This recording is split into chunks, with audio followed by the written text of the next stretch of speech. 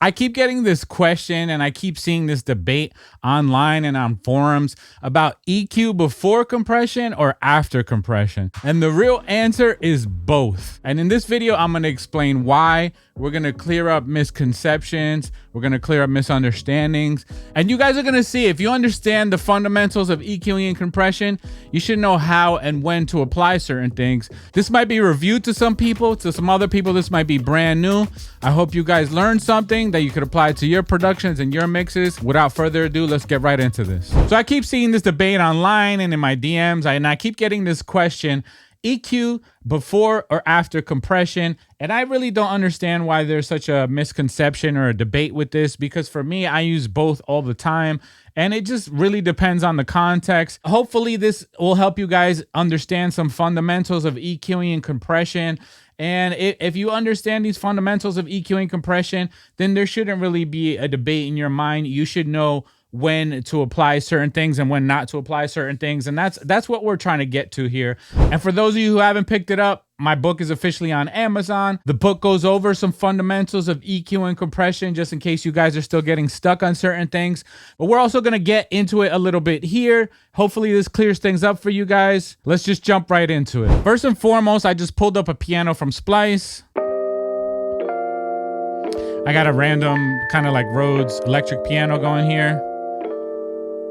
Before we move forward, let me just start by saying there's subtractive EQ and additive EQ, right? Subtractive, we're taking out frequencies we don't want. Additive EQ, we're boosting frequencies that we do want, or that we do want to enhance or turn up. So the first thing I did here with my compressor is I did some subtractive EQing. Not simply subtractive EQing, but this would actually be more considered filtering, because I'm just completely eliminating some frequencies.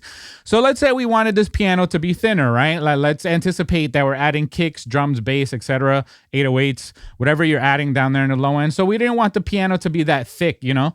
So let's say we thinned it out on the bottom, and then we sent it into our compressor.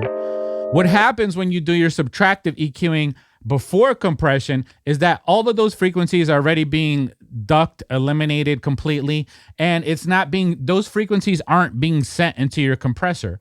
So that's a good thing. That would give you a nice clean signal before it even goes into the compressor, and then you would get the reduction in dynamics and the color of the compressor, right? But if you're boosting before compression, whatever you're boosting, again, let's keep in mind that boosting, additive EQing, is boosting certain frequencies. So you're turning up the decibels of those frequencies, meaning the volume of those frequencies, right?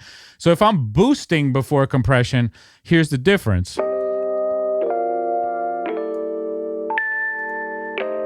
Whatever I'm boosting is being affected by the compressor. You see how I'm getting much more compression because I'm boosting before the compressor. Now, if I were to boost after the compressor, so in this case, we're doing subtractive EQ before the compressor and additive EQ after the compressor. In this case, our boost is going to be a lot cleaner, and what's going into our compressor, that signal is also going to be a lot cleaner. I'll give you guys another example of this. Let's say we want our Pro Q to filter out the low end frequencies and just do some subtractive EQing, and then we want our API to boost some frequencies, and then we have our compressor in the middle.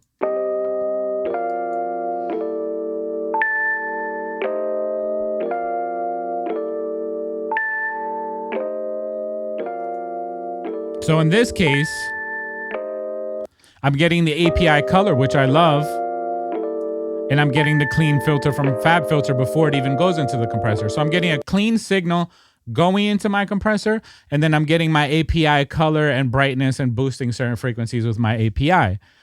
And then my compressor is in the middle.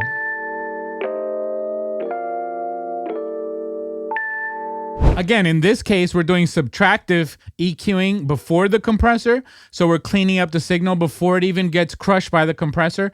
And then the compressor is giving it its color, and it's also controlling the dynamics. And then afterwards, we're doing some boosting. Let's say we like the API color or the color of a different EQ, and we're just pushing up some frequencies, some brightness, whatever you want to do there. Obviously, this is always going to depend on the context of the mix and the production, etc. And I'll give you guys a third example of this. Here I have my SSL E channel from Waves. The reason why this is a great example of this is because we already have everything here incorporated, and it's a channel strip, meaning we have our filters here, we have our dynamics and our filters, and those are eliminating certain frequencies, doing our subtractive EQing.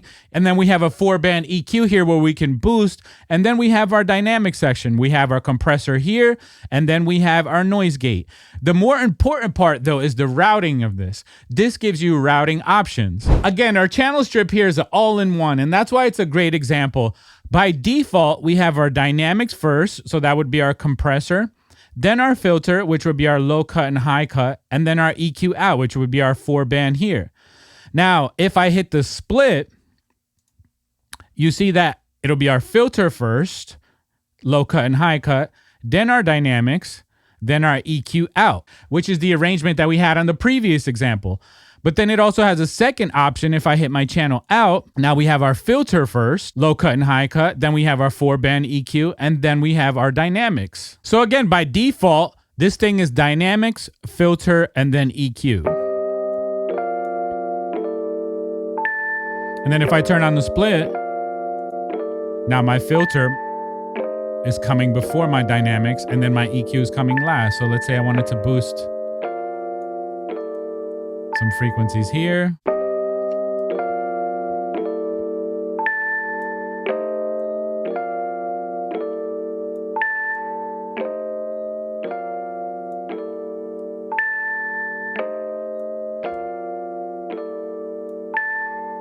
So let's hear it before or after the split.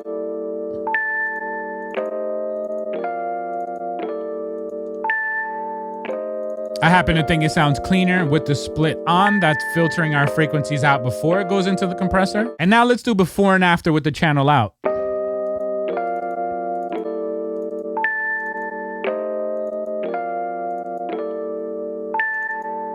So you adjust that to your liking, your preference, whatever you think sounds best in the mix. That's why we have these kind of options on this channel strip. If you're still unclear about some of these things or have questions about EQ, compression, and some fundamentals, again, my book is officially live on Amazon. For those of you who have not picked it up yet, it goes over some of these fundamentals of EQing and compression.